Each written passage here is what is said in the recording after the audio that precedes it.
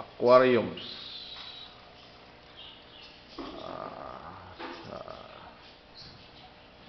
How many gallons? 4 containers. 5 containers in this aquarium.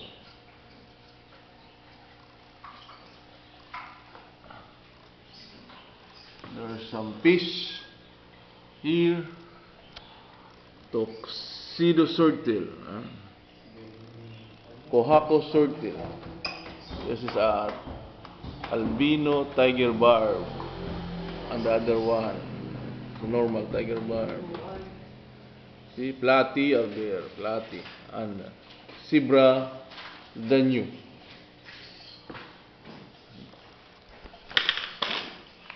See, we have a simple design. I love Biri Islands, Philippines.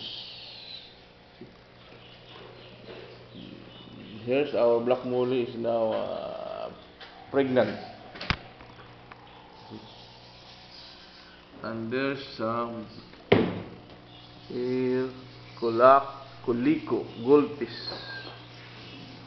Kuliko. And here our normal goldfish, and there are 2 koi fish. They are shy. The koi fish, they are shy. There's our simple aquarium.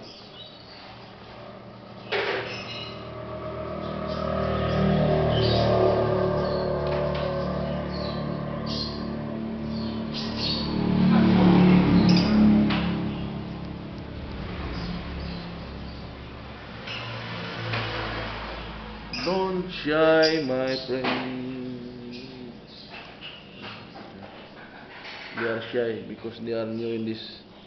That's the male black molly male. They have their new home. They are shy in their new home. I need to add more fish. Ornamental fish. I need to put here catfish so that they will be finished.